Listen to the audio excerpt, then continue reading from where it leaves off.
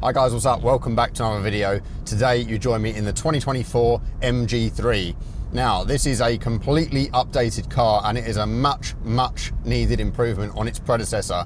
This one is a huge improvement and actually I believe to be one of the class leaders now in the small city car segment, and I'm here today to tell you all about it. So as of recording right now, here in the UK, the MG3 is one of the cheapest new city cars that are hybrid that you can buy. It actually undercuts a lot of the competition by a long way. So in terms of the powertrain, there's currently only one on offer, which is a full hybrid, a bit like what you get in the Toyota Yaris. You've got a 1.5 litre petrol engine, which is 102 brake horsepower, combined with an electric motor, 136 brake horsepower, giving you a combined total of around 194 brake horsepower, giving you a 0 to 60 sprint in around 8 seconds, which is not bad at all. Actually over 2 seconds faster than the Yaris, which is probably the closest competition.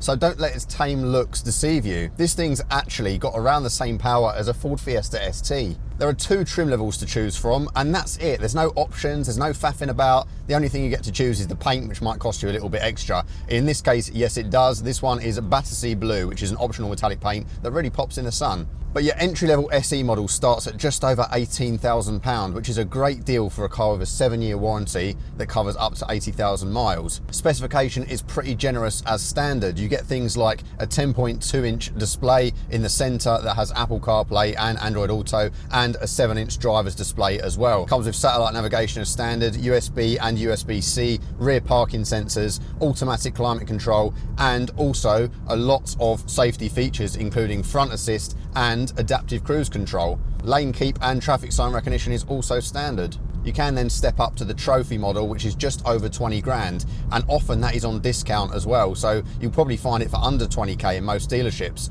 And that is the top spec trim. That comes with some extras like blind spot monitoring, no fancy cameras, but you do get the light up in the mirror. You get heated seats and heated steering wheel, which is really handy, especially on a miserable day like today. And you also get keyless entry, tinted rear windows, and a 360-degree camera that is actually really good. It shows you a 3D view and also the top-down view, which is really handy to help you park this thing, even though it is quite small and agile. Half leather and also automatic wipers and an updated LED projectors for the front. Think about it though, that is cracking value, especially considering you've got a full hybrid powertrain in here that's nearly 200 horsepower. This thing is brisk. Just to put that into perspective for a second, the Toyota Yaris I would say is probably one of the closest competitors to this car. I do think that that looks a little bit more handsome than the MG, but it has a CVT gearbox which can scream a little bit at higher speeds, and also the top spec trim only has around 130 horsepower, so it's significantly slower, over 10.5 seconds to 60 mile an hour, and that one starts from between 22 and 25,000 pounds. So it's significantly more expensive than this. But there is reliability to consider. MG doesn't score particularly well for that at the moment, unfortunately, but hopefully things are on the rise.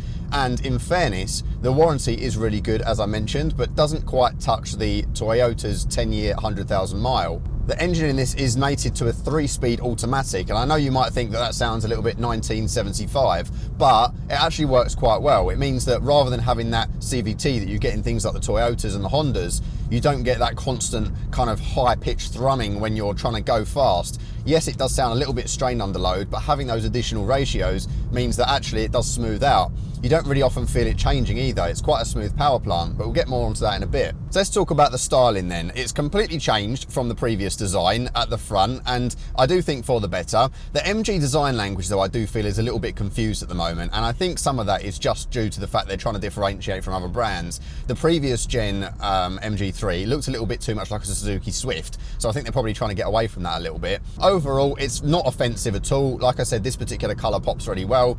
You get these standard diamond cut alloys across the board, which are reasonably cheap to run tyres on, and overall it's not too bad looking. I don't love it. I don't think it's very modern and aggressive, but the LED lights do lift it. Just don't expect anything fancy in terms of dynamic turn signals and things like that. You don't have any of that, but I don't really care. I think it looks fine and functional, and it's not offensive at all. It's a bit of a wolf in sheep's clothing, really, because you don't expect something like this to have nearly 200 horsepower. It looks very calm and unoffensive. The interior as well has really stepped up. When you get inside, you've got some nice contrast stitching in here, which I really think sets it off, this kind of orange trim here and there. It just makes it look a little bit classier than some of the rivals. It makes the Yaris look a little bit boring, I think. Also, you get this steering wheel, which I do really like. There are touches of gloss black in here, but nothing really irritating. Sometimes companies just put it everywhere and it scratches and it gets fingerprints on. There's a little bit on the steering wheel, which you do touch, but to be fair, it doesn't feel like much of a fingerprint magnet, to be honest. And also, the bit down by the gear select, you don't really touch, so it's not really a problem, and it does lift the cabin a little bit. Overall, I wouldn't say it's too bad. The steering wheel itself, the physical controls are decent. You've got two kind of joysticks and then some buttons, which I'll get onto. And it's made to kind of look like a 3-spoke design. It's got like this kind of bump at the bottom, and it's a squared off wheel as well. You've got a flat bottom and flat top. It's quite sporty to use. It's got some nice sort of heft to it. And yeah, I think overall it's quite nice. It's a nice quality. And even though it's a 2-spoke design, it kind of looks like a 3-spoke. And I really like what they've done with it.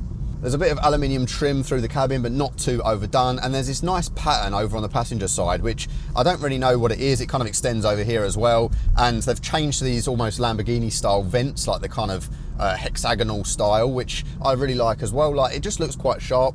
And overall interior quality, it's all scratchy plastic, which you'd expect in this price range for sure.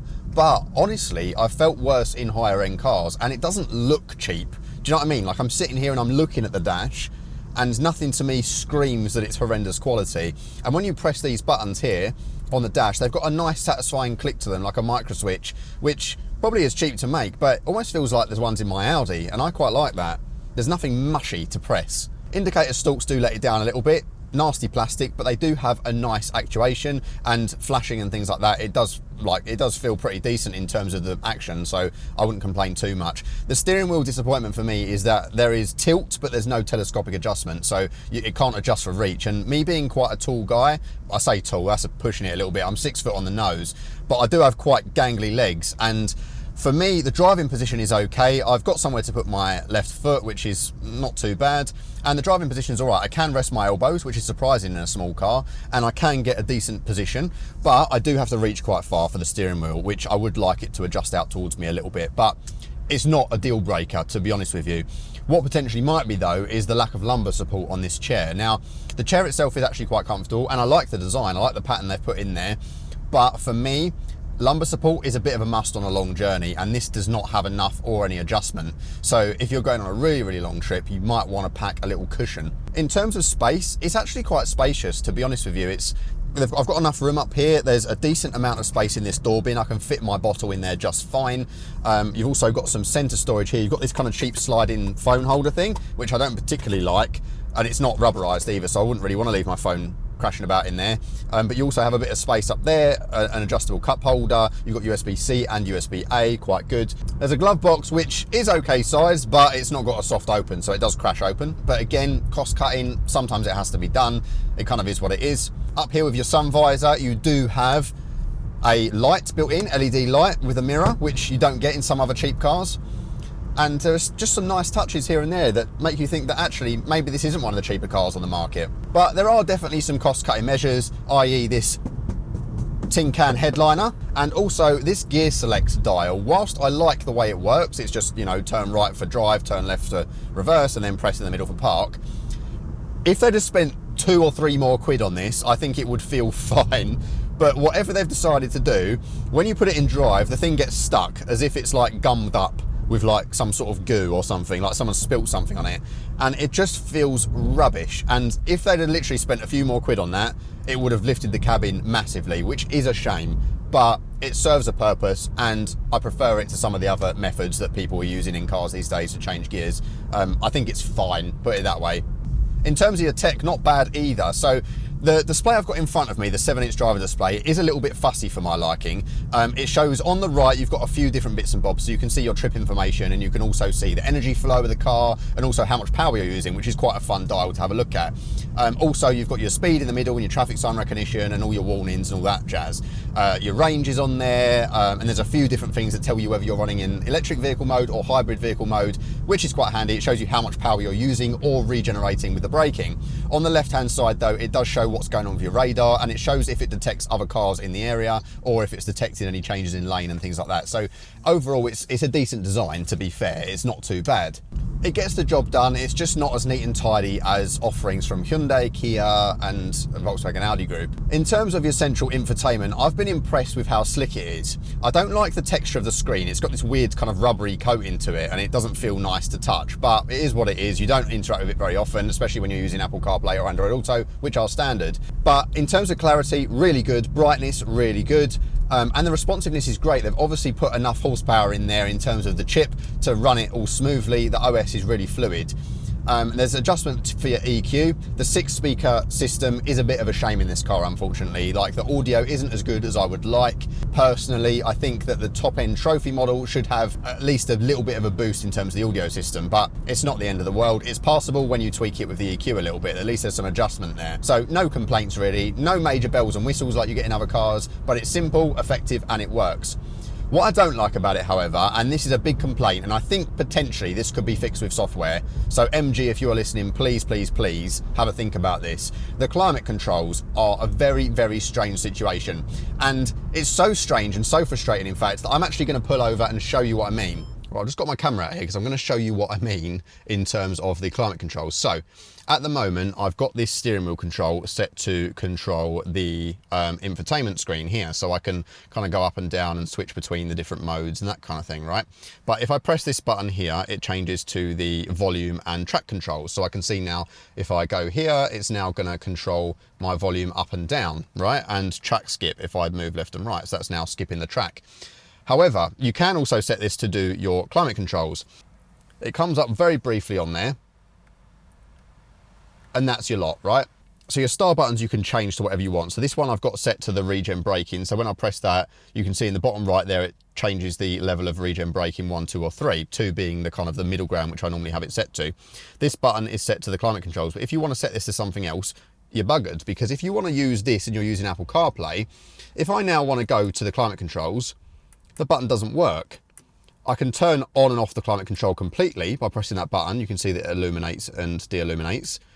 But apart from that, I've got no idea what's going on with the climate controls at all, and I've got no control of it here.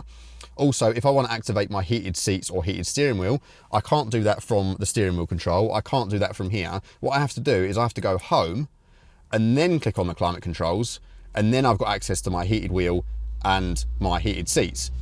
Now, why does this not override Apple CarPlay? Surely there's something very simple they can code in that when I press the climate control button, it pops out of Apple CarPlay for just long enough for me to control what I want and then pops back into Apple CarPlay.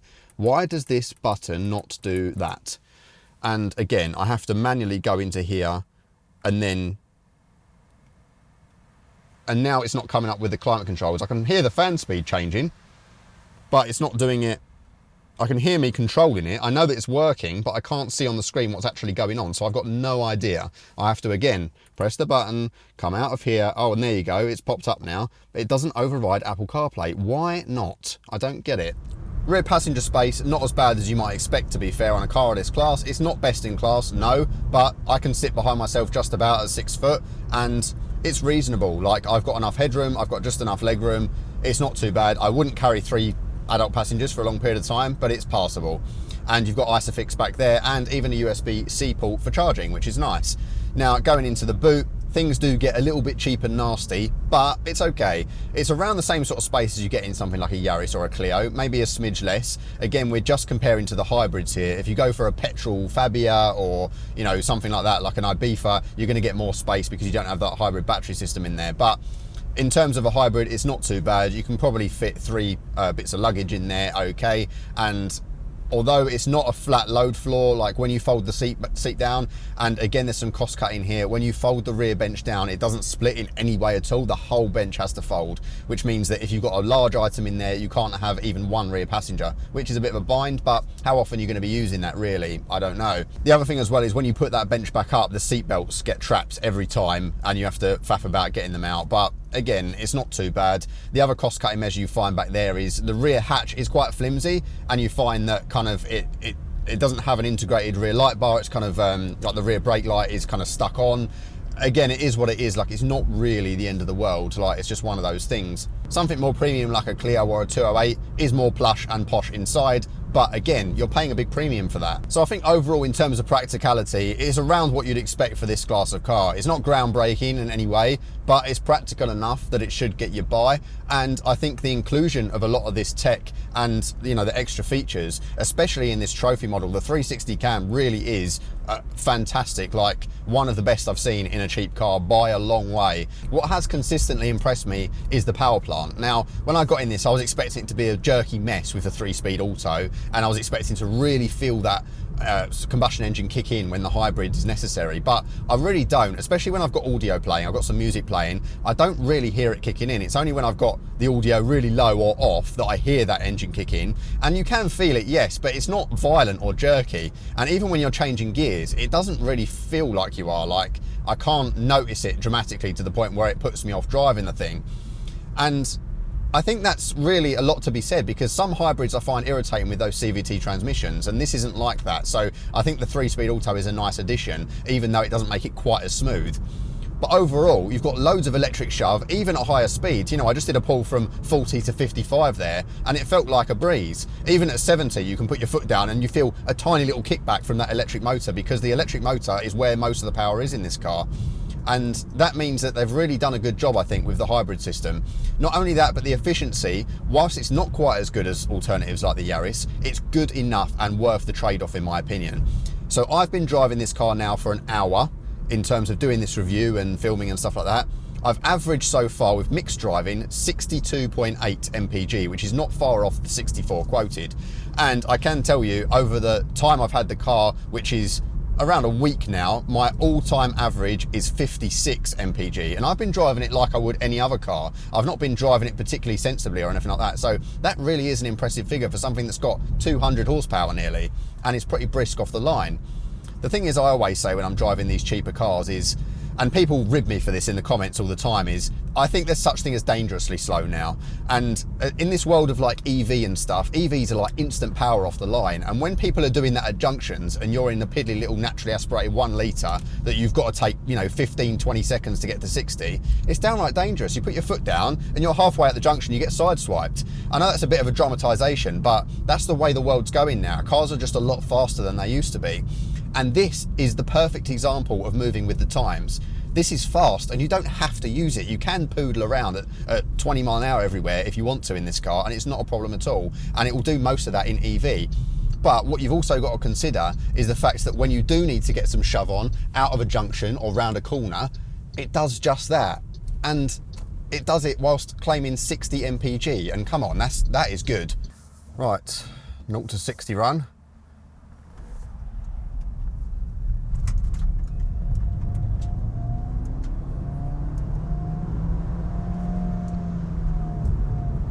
Starts to sound a little bit strained there, but settles down nicely, to be fair, and quite brisk. I'm going to put it in sport mode, which really does lift the throttle response in this, and I'm going to give it a little bit of a thrash around here. It also reduces the regen braking effect. Overall, it's not too much of a heavy car, all things considered. Overall, this thing does grip pretty well. I'm struggling to get it to understeer around here, even in the wet, and then, hey! It's quite playful, it's quite fun to deal with. Yeah, giving it a bit of poke down here. It's obviously not as responsive as an EV in terms of the throttle response, even in sport mode, because sometimes the hybrid, the actual combustion engine has to kick in. But again, I don't really feel that too much. Even at low speeds, you don't really feel that. Sometimes it'll be in fully electric mode. And in this situation, I can plant my foot, you can hear the engine now spin up, and it will change gear, so you know, you don't get that screaming for too long like you would in a CVT. So off the line, yeah, it's got a decent little bit of shove, and steering input isn't too delayed. Like, I feel like the handling is pretty decent. Like, it's definitely not the best, but I've driven way worse cars in this segment. It's not as sharp as a Fiesta, no it's not, but you don't expect it to be. And you know, this is a car that is designed to be just an economical little daily. It's not designed to be thrashed around country roads and things like that, but it's nice to know you've got a little bit of power, and also it does really grip, even on these kind of basic tyres that they fitted it with from factory. And it's a wet, rainy day here. I don't feel like a lack of confidence in this car. And that's unusual for something so tiny.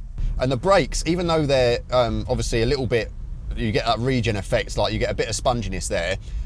Again, I don't feel like they're gonna give out on me and go solid like they would in like a cheap EV. It's got a reasonable amount of feel to it. Again, I do feel a little bit of the road through the steering, but not enough texture for my liking. It's not hot hatch territory at all. Even this amount of power is hot hatch territory, but it's just not quite as responsive and not quite enough texture through the wheel for me to sort of give it that sort of badge of honor. But the car is quick, it handles the twisty stuff okay. Like, I'm having fun with it through here. And remember, this is one of the cheapest new cars that you can buy, and it, you know, that's great. Like, the fact that you can get this for under 20 grand in today's economy, it's a nice bit of kit. Look at this through here. You can hear, even when the hybrids,